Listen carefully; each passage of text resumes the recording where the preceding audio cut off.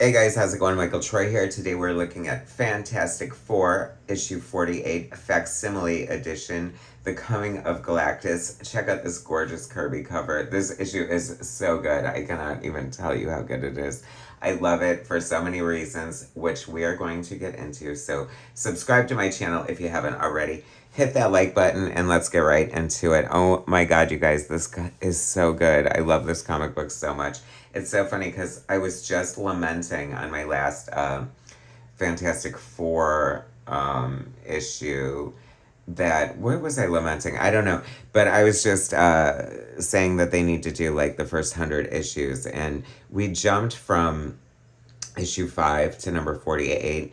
And this is kind of the glow up I needed. It's so interesting to see like the very beginning. And then now that, I mean, I've been told that the first 100 issues are just kind of a non-stop thrill ride, and I definitely see that.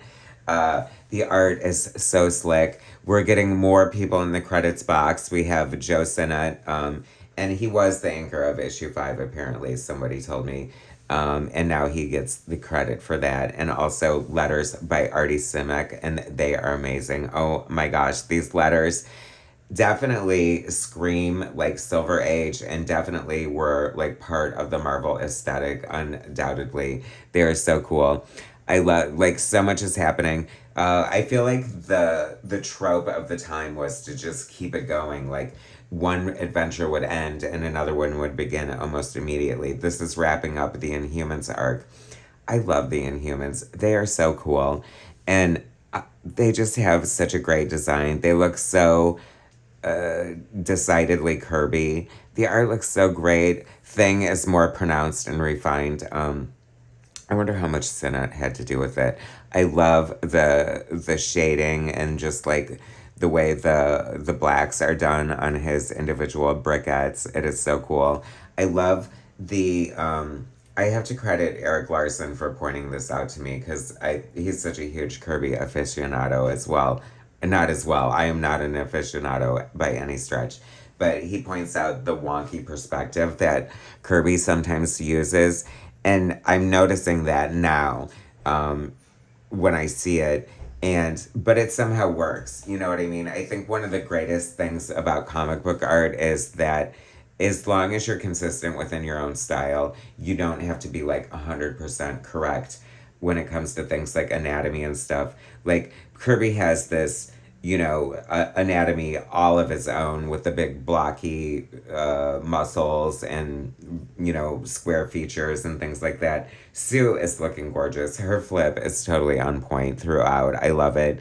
This Kirby tech is giving me everything I want. This story is so lush and dense, and it's literally just tying up the Inhumans. I love Black Bolt's crown here. I love seeing Medusa in action. I love her mask is just black and her costume is kind of simple.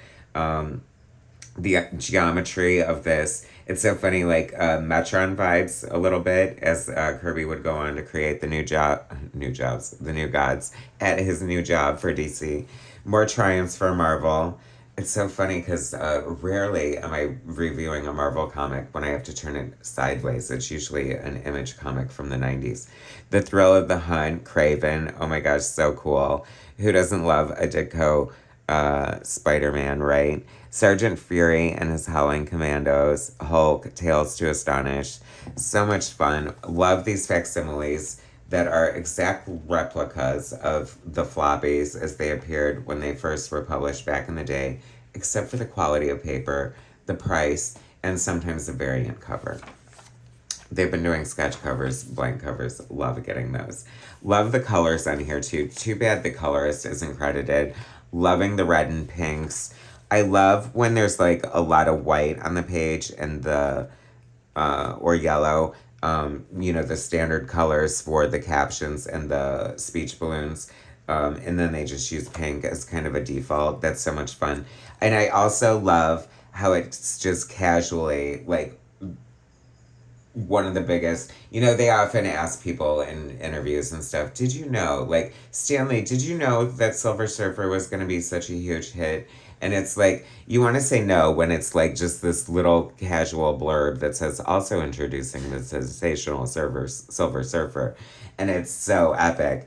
I mean, the way he comes onto the scene here, I just love the way that the momentum was built through this story. We get Silver Surfer scouting the galaxy, looking for a planet. The slickness of this is just so gorgeous. I love it so much. It is such beautiful art. The team of Kirby and Senna is just my favorite pairing as far as penciler and inker when it comes to Kirby and anyone else. Methinks. I mean, there are definitely other great Kirby inkers, but this is clearly my favorite. It's so good. I just love the interaction of the team. They're always bitching and fighting. Sue isn't getting enough attention. Johnny and Ben have their rivalry. You know, Thing has his problem with Reed ruining his life. And it's just so great. I love these scrolls here. They are scrolls, aren't they? I mean, there is so much going on here, you guys. Like, you are definitely getting your 10, 12 cents worth, no matter whatever comics cost at the time. I love that they're coming back, and Reed's so busy in his own head. I just love the dynamic of the team, the drama, the stuff that, you know, the legendary stuff that they were building here. And the sky's going crazy, and their two sons, and Reed's like, oh, what are you yammering about, blah, blah, blah. And he's like, oh, by Joe, there are two sons, and maybe I should pay attention sometimes, and maybe you wouldn't just casually say there's two sons, and maybe that could happen in the world where we just left the dark side of the moon, Atelian meeting the frickin' Inhumans, whatever. Love the way Sue, see, sometimes, and this is not a criticism of Kirby by any stretch of the imagination, but I do believe he was self-taught. He's undeniably an amazing artist, but sometimes it was a little dodgy. You know what I mean? Like, her head it looks a little big to be behind him here. However, it's just so beautifully drawn at the same time that you can't even fault it. This is a panel, you guys. Oh my gosh, this isn't even a splash page. The city is in chaos. They're reacting to what we find out is the Watchers' machinations, by the way. They are freaking out. There's so much good things going on. Speaking of the Kirby wonky anatomy here, like, that looks like some sort of like forced perspective that Kirby just like was the master of. And it almost looks correct if you like try to do it yourself. Like, maybe he was just like drawing his own hands. It's so weird, and it's just so wonderful, and it just works. You know what I mean? And of course, they think the Silver Surfer, the Human Torch is to blame here. Love the elegant little hands of the ladies when they're posing too. There's just so much beauty in all of this art. I adore it. Props again to Artie Simic for a little joining in on the onomatopoeia of this whoosh sound effects here. This is why we love comics, you guys. And to the people who want them to be more cinematic and take sound effects and thought balloons and captions out of comics, get out of here. We don't want you. You don't belong in this fan base. This looks so good.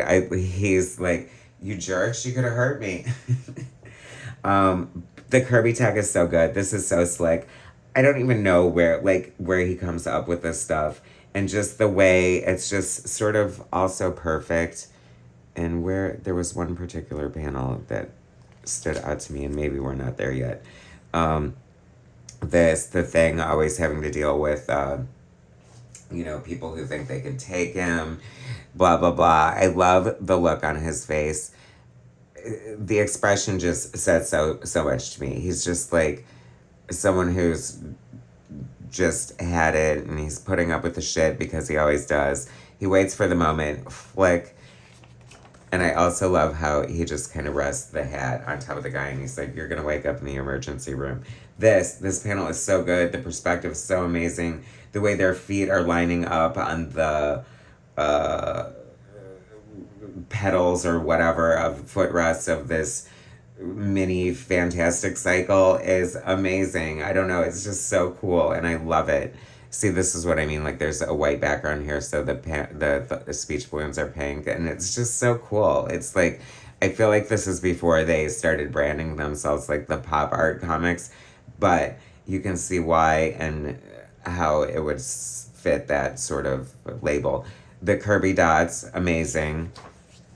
Also wondering how much Senna had to do with the evolution of the Kirby dots. And this is so funny too. I love it because it's like, I do think that Sue is like definitely one of the biggest feminist characters in history. However, it's very a sign of the times uh, when it's happening. She's always being put in her place. She's bitching. You know, a girl wants to be taken to dinner, and you know, the crisis is over, whatever. And he's like, "Shut up, Sue. I'm on the phone with Alicia and blah blah blah." And then she like chimes in, Reed, you must be hungry. You've been working for hours, and you need a shave already," which is crazy. And I love how crazy he looks too. Like he's been there for like a year or something. And he's like, "For the love of Pete, girl, is this what you disturbed me for?" So amazing. And he like basically hangs up on her. So good, so hilarious. Just the art. I just love it. So all these like perceived natural disasters are happening in the sky, and we learn out that the Watcher, whom I love, oh my god, like the weird like shading on his head is almost making it look like his forehead is like protruding in the worst way. Like this almost looks like Jason coming out of the water at the end of Friday the 13th, about to pull Adrian King back in the water. But I love it at the same time. I definitely think I'm more a fan of, and could this not be Vincent D'Onofrio a little bit? I'm more of a fan of like the more big-headed, like white-eyed Uatu Watcher. I don't think this is Uatu. It might not be. I don't know. And I don't even know if it's pronounced Uatu, but hey, I'm from the Midwest. I'm trying. But so Sue, and that was my first thought. She's like, "I thought you weren't supposed to get involved." And he's like, "Well, I'm not, but in this case, I like Earth and Silver Surfer's here, so that's bad news, and I don't want to see y'all die. So I'm trying to hide the Earth with like hallucinogenic natural disasters, freaking out the inhabitants of the planet, and not even really doing much to dissuade the Silver Surfer." So here he is. Johnny takes him on. I mean, I feel like there's a famous rivalry between Johnny and the Silver Surfer, and Submariner, right? Like it's always fun to see the heroes fight for whatever reason. But the Surfer is just so cool and mysterious, and I just love him. And like the Watcher looks amazing, and this like stopped me dead in my tracks. The introduction, I don't know if it appeared before this, it probably did, but for my reading experience of the Kirby, the famous Kirby collage art edition, blew me away. This looks so cool. So this is supposed to be what Galactus is arriving in, and it's just amazing. It's beautiful. It's gorgeous. I love it. And I was so tripped out. I think I kind of remember that his first appearance was in red and green. And do they correct that before the end of the arc? I guess we'll find out. I think this is a 3-part situation happening. And I cannot wait for the next issue. This is so good. This is so cool. The design here is amazing. I love his like thick, juicy Kirby hands. And the inks by Senat are so beautiful, juicy, thick and black. Like I can almost smell the Indian ink. It is amazing. Such a fun comic book. I love these facsimiles. Let's see. I was also shook. This is by the fact that there are 4 letters from girls here in the letters column, and that made me so happy because who knew? I didn't, like people always say that girls do not read comics, and not only were they reading Fantastic Four comics, they were writing to the letters page. There are 4 letters from girls in here, and that is so crazy. And I just have to read you the best one ever because I'm sure a lot of boys felt this way, and it just goes to show that you cannot make assumptions anywhere. Dear Stan and Jack, now this is overdoing it. I don't want to tell you how to run your comics, but ease up on the mushy stuff. In issues 33, 4, 36, 37, 38, 39, 40, 41, 42, 44, and 45 of Fantastic Four, I discovered exactly 79 mushy parts all put together. There were 3 honeys, 12 loves, 33 darlings, 6 babies, 4 dearests, 2 beloves, and 1 beautiful. Boy, when you put mushy stuff in a comic, you don't kid around. Your comics are great if it weren't for that. Diane Nagura of San Francisco. Well, not very open minded, Diane from San Francisco. Okay, Diane, but if all we want to know is what in the name of Aunt Petunia is mushy about honeys, loves, darlings, babies, dears, beloveds, and beautifuls? We thought everybody talks that way. Or are we just a couple of lover boys? Oh my god, was that not amazing? I love it. Also amazing and noteworthy, a letter from Donald McGregor, and I'm wondering if it is the one and only comic famous Don McGregor. Probably, right? The comic book industry is very incestuous, if nothing else. Cannot wait for the next facsimile. Do not sit on these guys. They're so good. Boys, men, my secret new Dynaflex method. I love the ads in here. Also worth the price of admission. How much fun for $4.99. I know you say they're overpriced, but still a lot cheaper than getting a copy of the original Fantastic Four 48A. Thanks for watching, guys. Subscribe to my channel if you haven't already. Hit that like button, and I'll bring you more soon.